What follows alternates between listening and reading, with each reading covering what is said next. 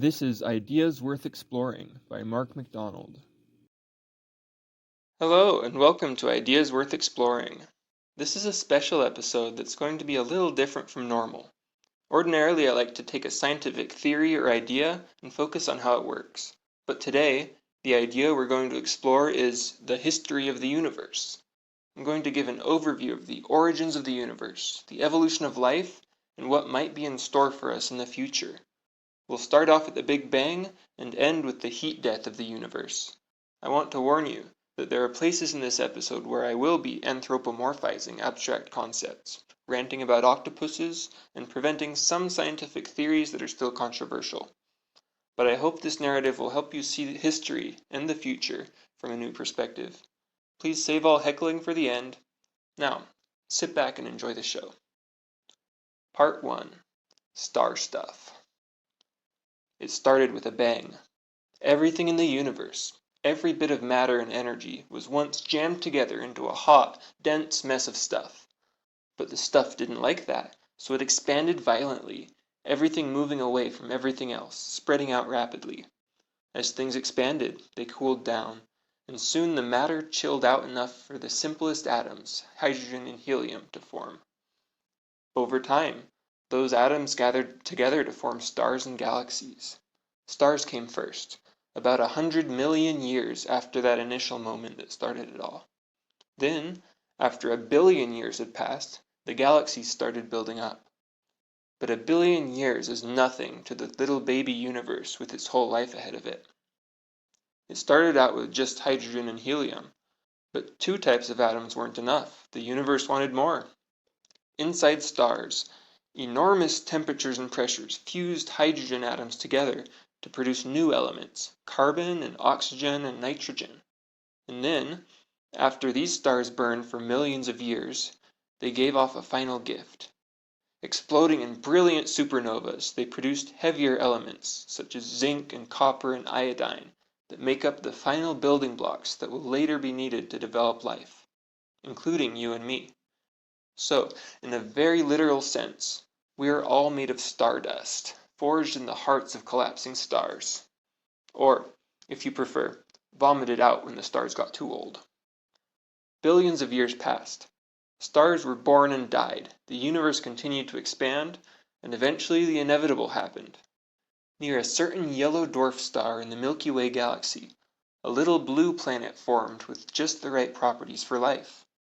It was in the Goldilocks zone, neither too close nor too far from the star, so the temperature was just right. It had plenty of water, but not too much. It was covered in carbon and nitrogen and phosphorus and sulfur. It had one moon, it had tectonic plates, and a strong magnetic field. And it had lots and lots of luck. One asteroid impact or supernova or solar flare at the wrong time could have ruined everything. But if the universe really is infinite, then these conditions were bound to come up somewhere. The Earth just happened to be the perfect environment for life to bootstrap itself into existence. Part 2. Bootstrapping. In computer science, to bootstrap, or boot, a computer means to let a computer start itself up without any external instructions. You press a button and, like magic, it turns itself on. The term comes from the phrase to lift yourself up by your bootstraps, which is humorously impossible to do, yet computers are able to do it. The same kind of thing happened on early Earth with carbon-based life forms. They bootstrapped themselves into existence. Somewhere on early Earth, nature created a soup with lots of carbon in it. Carbon is special in that each atom can bond with 4 others and form long, strong, branching chains with endless possible arrangements. These arrangements can combine in interesting ways to form new molecules, most short-lived, but some of them more stable.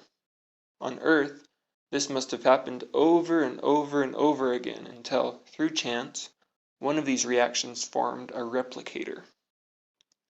What's a replicator? A replicator is a molecule or a set of molecules that can make copies of themselves. Think DNA and its cousin RNA. When you give them the right building blocks and the right proteins, they duplicate themselves. And if you have a molecule that makes copies of itself, then soon it will grow more and more plentiful. Some scientists think that the first self-replicating molecule was a strand of RNA. This is called the RNA world hypothesis, but we don't know for sure. But whatever the first replicator was, it started to spread throughout the Earth's primordial soup. Now, replicators do their best to make perfect copies of themselves. But as we all know, everyone makes mistakes, and that includes self-replicating molecules. They would sometimes make imperfect replicas, and these mistakes were called mutations. Mutations created a variety of replicators, some of them better than others at making copies of themselves. But since they all used the same building blocks, it was a competition for resources. Any molecule that could replicate faster or persist for longer would continue to have a place in the game, while anyone less fit would fail to reproduce and die out. Through this dance of evolution and chance, the molecules slowly became more and more complex. Not because they wanted to, but because complexity helped them survive and reproduce. Instead of single molecules, replicators became teams of molecules working together, which allowed them to survive harsher conditions. Somewhere along the way, a team of replicators encased themselves in a bubble, isolated and protected from the outside world. This was the first cell. And then the story repeated itself. Cells were extraordinarily good replicators, but they still had occasional mutations, so the march of accidental progress continued. The cells that were most fit for their environment survived and reproduced more often, and so they became more frequent, while the others died out of the competition. Some of these cells developed a tendency to work together, which produced a survival advantage for each of them, and so these multicellular organisms began to spread and develop and diversify, eventually producing little sprouty things that we now recognize as algae and plants and fungi. But there were always cheaters. Some organisms found out that they could reproduce better if they spent their energy pursuing and eating others. One of these types of organisms became the first animal. Animals, to better adapt to their environment and hunt food, eventually developed specialized cells that use electric signals to tell the animal's body how to find food and avoid predators. The beginnings are the first brains. Brains, also known to some of us as squishy blobs of electric flesh, would later become very important in the progress of life. Part 3. Extinction. You may have imagined this march of accidental progress as a continuous process, happening at the same rate, year after year. And that might be what it looks like from far away. But when you zoom in, there were long periods of almost no change at all, followed by periods of rapid evolution. These rapid changes happened when the environment changed in some significant way, like when a river dries up and isolates a group of snails from the rest of the species. Separated from each other, the two groups of snails face different environmental pressures. Then, when they meet again, thousands of generations later, they look different because they stumbled upon different adaptations to meet their different needs. That's how so many different species were created. The idea of long periods of stagnation followed by a disruption that leads to evolution and rebalancing is called punctuated equilibrium. It's like things are nice and balanced. All the little creatures are happy. But then something punches that balance in the face and the creatures have to adapt to the new conditions. That's punctuated equilibrium, period. Sometimes the environmental changes were larger in scale. Several times in history, dramatic climate events killed off large proportions of the animal species. For example, one time 250 million years ago, large volcanoes called the Siberian Traps caused a climate event that changed the temperature, ocean acidity, and the amount of oxygen available so much that more than 96% of all ocean species and 3 out of every 4 land species went extinct. Which is crazy. Slightly less deadly, but more well known, is that time a big rock crashed into Earth and killed a bunch of reptiles. The asteroid that killed the dinosaurs hit the ground just off the coast of Mexico. It created mega tsunamis that may have been almost a mile high. When it hit the ground, it ejected trillions of tons of dust, ash, and steam into the atmosphere. Some of it was ejected into space. The rest of it came back down to the ground, heated enough by its re-entry into the atmosphere that it lit the ground on fire wherever it landed. It's estimated that 70% of the Earth's forests were set on fire. Also, the impact triggered hurricane-force winds and giant earthquakes. But it wasn't the asteroid impact, the earthquakes, mega tsunamis, hurricane-force winds, or worldwide fires that caused so many species to go extinct. Nope, it was the climate change caused by the asteroid. All the dirt and dust thrown into the atmosphere blocked out the sun and prevented plants from doing photosynthesis, and making the whole Earth cool down and start to shiver. And dinosaurs really don't like being cold and hungry, so lots of them decided to die. Not quite all of them. Some of the smaller feathery ones managed to make it through. I'm talking about birds. Birds are a type of dinosaur. That's why if you glue little arms to a chicken and watched it run around, it would look just like a feathery T-Rex. But the point is, the asteroid that killed the dinosaurs is technically the highest ratio of killing birds with one stone in all of history. Part 4. Animal culture. Let's move on to something less destructive. Earlier I mentioned that a distinctive feature of animals is that they have brains. Brains let them process information about the world and use it to help them find food or escape predators. But predators also have brains. Evolution is an arms race. Prey evolve better defense mechanisms such as shells and spikes, and predators evolve better offense mechanisms such as jaws and teeth, all through the blind march of accidental progress caused by natural selection. This same arms race extended to brains. Animals with a brain that responded more quickly or could process new types of information tended to survive more often and pass on their genes more often. Not always. Sea sponges and jellyfish got along just fine without big brains, but often enough that, through natural selection, large and complex brains also came into the world.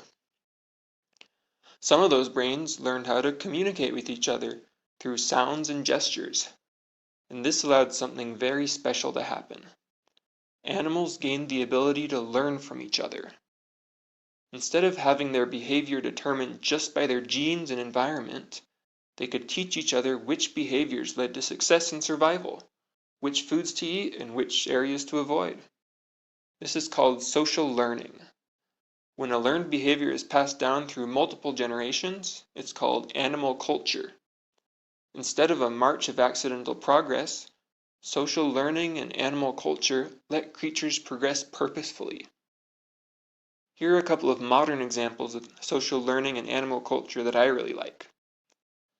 Chimpanzees can teach each other to use tools, like how to use a stick to get termites out of a termite mound when you're hungry. Yum. Elephant grandmothers. Elephant herds are typically led by the oldest female. Older elephants will teach the younger ones where to find food and water, how to avoid danger, and important life skills such as the proper way to uproot a stubborn plant. Whales do a similar thing to elephants. Grandmother orcas will sometimes babysit their grandchildren while the mothers go off to hunt, and orca teenagers can get pretty wild. This year, there have been almost a dozen cases of orcas sinking or damaging yachts off the coast of Spain and Portugal. One theory is that the juvenile orcas are teaching each other a new game. Another theory is that someone did something to make the orcas mad, and now they want vengeance. But if you're afraid of orca vengeance, then you should be careful to never, ever upset a crow. If you hurt a crow, they will tell all their family and friends, and whenever they see you from then on, they will mob you. And they have long memories. I read one news article about a man in India who tried to save a crow chick, and it died in his hands, and when the crows saw it, they got angry and mobbed him. After that, he had to carry a stick around with him for 3 years to protect himself from the crow mobs. No one else in this town was targeted, just him. So those are some of my favorite examples of social learning among animals. It turns out that social learning also lets animals adapt to changes in their environment much faster than before. Without social learning, adaptation generally happens at the level of genes, which makes it pretty slow for animals that live a long time. But with social learning, A successful behavior just needs to be learned by one individual, and it can be passed on to the whole group. An example of this would be early humans learning how to make clothing, which let them adapt to cold environments without growing fur. Social learning brings a huge survival advantage for adapting to new environments, which makes it such a shame how octopuses turned out. Octopuses are uncultured, which is sad because they're some of the most intelligent creatures on Earth. They can figure out how to unscrew the lid off a jar and get what's inside. They can learn how to build shelters for themselves out of shells or coconuts. They can solve mazes and remember cues they've been given. Anecdotally, they've also been known to escape their tanks in an aquarium, run across the floor, and, in one news story, escape down a drain pipe to the ocean. In another popular internet meme story that might or may not be true, an octopus would escape its tank, run across the floor to another tank and steal a fish to snack on, then pop back to its own tank so nobody would know. The point is, they're really smart, but they have no culture. After an octopus mother lays her eggs, she stops eating and dies. That leaves no way for a mother to pass on knowledge to her children. So, any kind of useful behaviors learned by one individual die when the octopus dies. Poor, uncultured cephalopods. Actually, octopuses have been known to develop some limited forms of culture. Until recently, octopuses had been thought to always be solitary creatures. While researching for this episode, I learned about Octopolis and Octlantis, two octopus cities off the coast of Australia. And by city, I mean that each site has around a dozen octopuses that live close to each other. Because they live in such a crowded area, pairs of them will fight until one submits to the other and they form a sort of pecking order, which could be considered a form of animal culture, I guess. So it's not quite accurate to say that octopuses have no culture, but they're not able to pass on learning across the generations in the same way humans and some other mammals do. And, completely off topic, there have been recent plans for some companies to start intensive octopus farming, keeping the solitary nocturnal creatures tightly packed in a brightly lit environment, and then harvesting them in a way that causes a slow and stressful death. I just want to say that I'm very opposed to this. Octopuses are known to feel pleasure and pain, which is why last year the UK declared them to be sentient beings, where sentient here just means that they're able to feel pleasure and pain. There, that's the end of my octopus rant. Now enjoy this pair of octopus puns. How many tickles does it take to make an octopus laugh? 10 tickles. What did the octopus say when he lost an arm? So long, suckers! Part 5. Civilization. Okay, it's time to talk about a certain genus of hairless monkeys. Why is it that humans are so much smarter than all the other animals on Earth? Not just a little bit, but implausibly smarter. There has to be a kind of trick. We don't know exactly how human intelligence evolved, but we have some ideas. Monkeys and apes, I specifically have chimps in mind here, are good at grasping things and are smart enough to use tools, and unlike octopuses, they live in large social groups and can pass on knowledge across multiple generations. There's a theory out there that living in large social groups actually encourages animals to develop bigger brains. Keeping track of who your friends are, who your rivals are, who owes you favors and who has tried to trick you in the past can take a lot of brain power, because those things can't be hard-coded into your genes. And so among social animals like monkeys, the ones with larger brains more capable of keeping track of this kind of thing tend to be better off and reproduce more. But it's always a trade-off between a bigger brain helping you solve problems and survive more, and a bigger brain needing more calories and making you survive less. And often, increasing brain size has diminishing returns. But there were steps along the way that might have helped the trade-off swing in the direction of bigger brains. One of them is tool use. Using tools, such as rocks and spears, let members of the genus Homo, which includes early humans as well as Neanderthals and others such as Homo erectus, it let members of the genus Homo gather more resources and get the calories they needed. and the ones with bigger brains were probably better at performing the precise hand motions necessary for using tools. Another step along the way was learning to use fire, which let them get more calories from their food and support their bigger brains.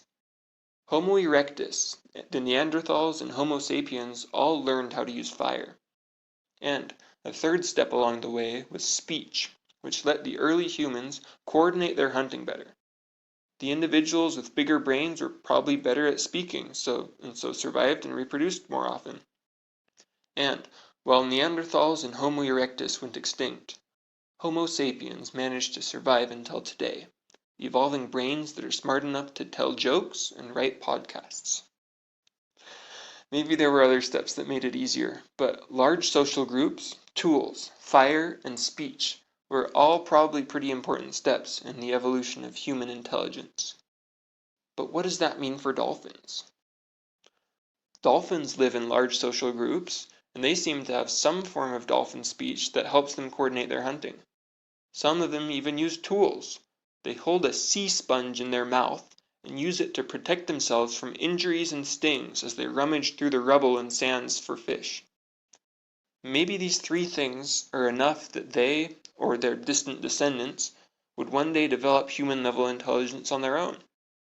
But since they live underwater, they probably don't have much of a chance to learn to build fires, so they're missing that step, which might or might not be important. We don't really know. Chimps have the advantage of living on land and having hands that are well suited for tool use. Maybe the distant descendants of chimps, if we let them alone for a couple million years, could learn to tame fire and go on to develop human-level intelligence. But it's also possible, or probable, that there's some element of the secret sauce, which we don't understand well enough right now, that chimps will never have. Maybe human-level intelligence is an extremely unlikely event, and we just got very, very lucky. But even if human-level intelligence only evolves once for every billion planets that develop life, if the universe is big enough, then it has to happen somewhere. Okay, so here are the Homo sapiens, working with their tools, playing with their fire, speaking with their speech, heavily engaged in the process of social learning, teaching their children everything that has been passed down through the generations, plus what they've learned during their own life, so that the total amount of knowledge keeps increasing with each generation. Eventually, they figured out agriculture. They didn't have to hunt and gather their food from the wild, they could just make it grow next to their house. This let them build larger communities, even cities, and still have enough time to spare so that they could make better tools and even art and music. Eventually, different groups discovered writing, and they became even better at passing on their knowledge to future generations. They settled new lands, they fought wars, and they tamed the world to work for them. I'm sure you know how the story goes from here. We went through the Industrial Revolution. The world population grew into the billions. People invented new technologies such as electric light bulbs, the telegraph, podcasts, and TikTok. We landed on the moon. It sounds ridiculous every time I hear it, but it's still true. We sent people to walk on the moon, and they did it, and came home safely. That is so incredible to me. We eradicated smallpox. We created nuclear bombs that can wipe out entire cities. We learned how to snip out pieces of the genetic code and replace them with any DNA sequence we want, though the full implications of this are still being explored. I have a device in my pocket that can let me communicate with someone on the other side of the world, access a repository containing all of human learning, and also act as a camera, calculator, clock, and music player. We have self-driving cars. We've created artificial intelligence. It's not hard to imagine that in another couple hundred years or so, we'll have cured all human diseases, eliminated poverty, and started sending people to colonize other planets. But then what happens? Part 6. The Future.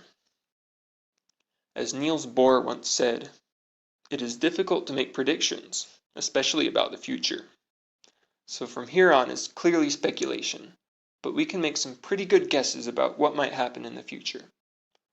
Within the next couple million years, it seems very likely that humanity, or its descendants, will either begin to spread throughout the galaxy and colonize other planets around distant stars, or go extinct and lose our long-term potential. It's one or the other. First, let's look at the possibilities for what could cause the extinction of humanity. The Future of Humanity Institute believes there are 6 ways, or categories of ways, in which humanity could go extinct.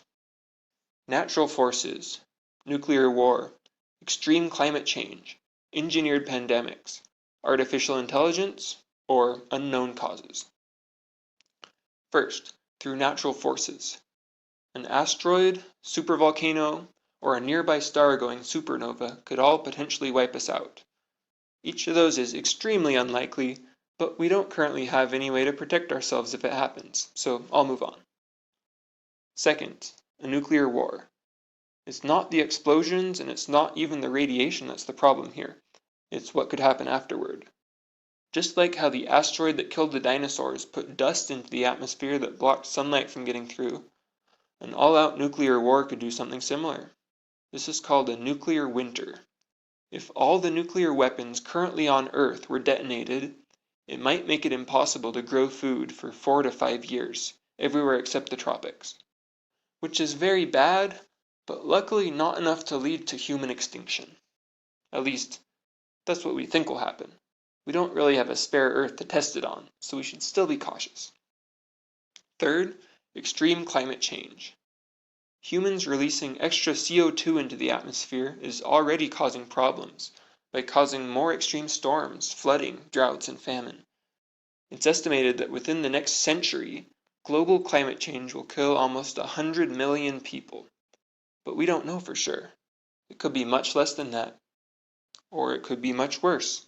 Maybe we've misunderstood some things about how the climate works, and climate change could make Earth uninhabitable. But probably not. Humans are good at adapting, and we will very probably get through it. Fourth, an engineered pandemic.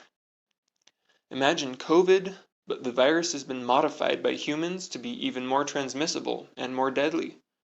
Why would humans do that? Because science! Actually, there is currently research going on to make viruses more transmissible. The idea is that if we can study how it works in the lab, we can do a better job of fighting it in the wild. This is an example of gain-of-function research. Gain-of-function research has already had great benefits. It's a major reason why the COVID vaccine could be created so quickly, and it's greatly speeding up the development of other vaccines and disease protection technology. In the next decade or so, we might even have a universal flu vaccine, where you only need a jab every couple of years to protect you against every common strain of the flu. Still, there's a chance that a lab doing virus research could accidentally create something extremely deadly that manages to leak out and infect the public. Lab leaks are still surprisingly common. Or that some bad actor decides to create it on purpose. Right now, we don't really have a robust system in place to detect or defend against this kind of thing happening, and it's kind of worrying. Fifth, artificial intelligence.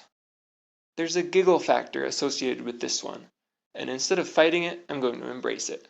But first, I want to say that last year, a survey of AI researchers found that more than half of the respondents thought there was at least a 10% chance that our inability to control AI will cause an existential catastrophe. That's a worryingly large risk.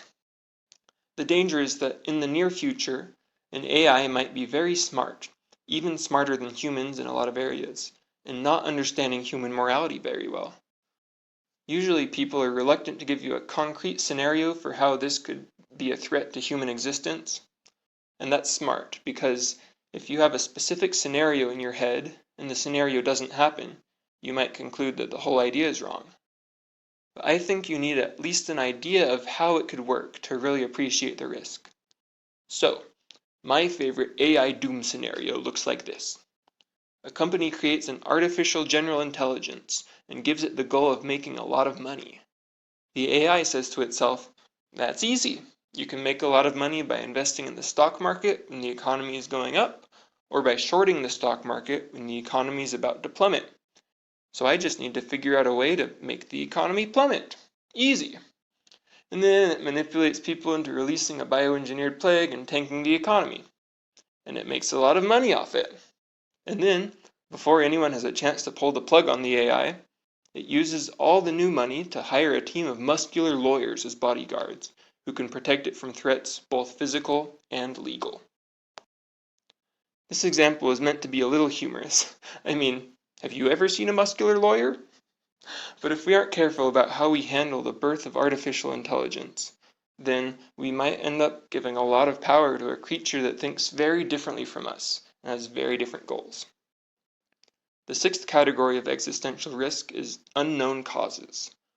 I've given you 5 plausible scenarios for how humanity might go extinct, but those are only the ones we know about. You always have to take into account the possibility that something might happen completely out of the blue. We don't know all the dangers right now, so it's a good idea to keep our minds open. Luckily, there's a very small chance that any of these things will cause the extinction of humans this century, with the possible exceptions of engineered plagues and artificial intelligence. But we need to be careful not to do things that make the chances go up next century, or the one after that, because there's a lot at stake. So, what if we are able to navigate all these dangers successfully? What if humanity survives? What happens then? One possibility is that we go extinct when the sun goes out in a couple billion years. But the other option is that we sail out to the stars. In principle, there's nothing preventing us from sending people out to colonize other planets. We just need to get a little better at space travel first. That way, when the sun goes out, humanity will keep on living. Just within the Milky Way galaxy, there are hundreds of millions, maybe even billions, of potentially habitable planets. Currently, the Earth holds a population of 8 billion, and we're not even at full capacity. And there will be at least another couple billion years before our sun goes out, and new stars keep being formed. That's roughly a billion times a billion times a billion possible people. That's a lot of people. If we can avoid extincting ourselves, then the vast, vast majority of all humans will exist in the future. And so it's really important that we make sure those future people have a chance to exist. If you find that reasoning compelling, I highly recommend reading the book What We Owe the Future by William McCaskill, or checking out the podcast 80,000 Hours, which is all about what you can do to make the future a better place. But what's next? After we colonize the Milky Way, what happens? First of all, because the speed of light is a cosmic speed limit, which it seems unlikely we'll be able to surpass, colonizing the galaxy will be slow. A ship traveling at the speed of light would take about 200,000 years to cross the entire galaxy from end to end.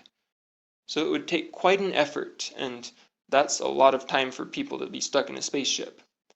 If we ever want to travel to other galaxies, Andromeda Galaxy is almost 3 million years away, traveling at the speed of light. And that's one of the closest ones. But who knows what technology and humanity and the descendants of humanity will be like then. Maybe we'll stick to our own galaxy, or maybe we'll be able to spread beyond it. Either way, assuming that we are able to adapt to different stars and different environments, we might be able to survive for a long, long time. For the next 100 trillion years, there will still be stars around for our distant descendants to live near. New stars keep forming from gas clouds left behind as the old ones die. But this gas is slowly being used up, and the time will come when no new stars are able to form. Then the last stars will go out, one by one, until the night sky goes dark. Is that the end? You can't have life without some form of energy, and until now it has always come from stars. Is this where the distant descendants of humanity say goodbye and give in to the inevitability of entropy? Maybe. But there might be other options. Because, once the stars are gone, there are still things out there other than stars. We might be able to gather up hydrogen that's left floating around, and use it to power our own fusion reactions. We might tap into the heat stored inside planets. We might even be able to make use of gravitational energy, by tickling a black hole. Ah, yes. Long after the stars are gone, there will still be black holes. Apparently, there are ways you can make use of the extreme gravity of a black hole by dropping something in and harvesting some of the energy as it falls. Or there's something called the Penrose process that might let us steal the rotational energy of a black hole. Maybe this will be how future civilizations power themselves. If you're interested in learning more about black holes and how you can be near one without getting sucked in, you can listen to my episode on it, which is called Black Holes Don't Suck. So, as long as we can find stuff to drop in, and until we suck them dry of rotational energy, we might have a black hole-powered civilization. But what about when there's nothing else to drop in, and when we've sucked out all of the rotational energy? Is there any way life could possibly survive after that? There's still a way, unlikely as it may be, because black holes evaporate over time. It's because quantum. The scientist Stephen Hawking showed that black holes emit tiny amounts of radiation, now called Hawking radiation. Don't ask me how it works, I couldn't tell you, but black holes constantly release a tiny amount of energy. It's such a minuscule amount that it's almost inconceivable that any kind of creature could live off it. But only almost. In 10 to the power of 100 years, the last black holes will have evaporated. Anything that's left in the universe, electrons and other fundamental particles floating around, will be so spread out that it almost never interacts with anything else. This is the end result of what's called the heat death of the universe. There is no more extractable energy from any source. So long, universe. You've been good to us. The end. Of course, all of this is based on our current understanding of physics, and some parts of that are still controversial. It's very possible that we've got something wrong, and that things will turn out differently. Maybe we'll find a way to cheat and avoid the inescapable heat death of the universe. Or maybe we'll have to find a new universe. I'm transitioning to full sci-fi mode now, but it felt necessary to end the story on a positive note instead of doom and gloom. If that upsets you, then plug your ears for a minute.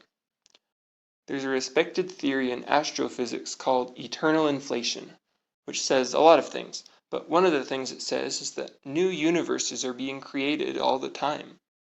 It's impossible to travel between them or influence them in any way. But what if it wasn't? What if we could travel there, or if not, then at least send them a message? If you had the chance to observe a new universe being born, and could manipulate it in some small way to send a message to the future inhabitants that would one day evolve there, what would you say? Is there any kind of deep wisdom that would still apply to a species very different from you that you know nothing about? Chew on that for a while. I can't answer it for you. This one you have to answer for yourself. Thank you for listening to this episode of Ideas Worth Exploring. Today was quite a ride. We talked about how the atoms necessary for life were formed in stars, how the first molecular replicators bootstrapped themselves into existence and evolved through natural selection. We talked about animal culture, octopuses, and human civilization. We talked about existential risks to humanity, and how, if we all do our part to prevent humanity from going extinct, then our distant descendants might spread throughout the stars and live to the end of the universe. This episode has been different from what I normally do. I would value your feedback on what you like and if you want more existential journeys such as this one. Also, if you have the inclination, subscribe to this podcast on Spotify or Apple Podcasts or whatever it is you use to listen to it. And you can even leave a review. And come back next time for more science. Peace.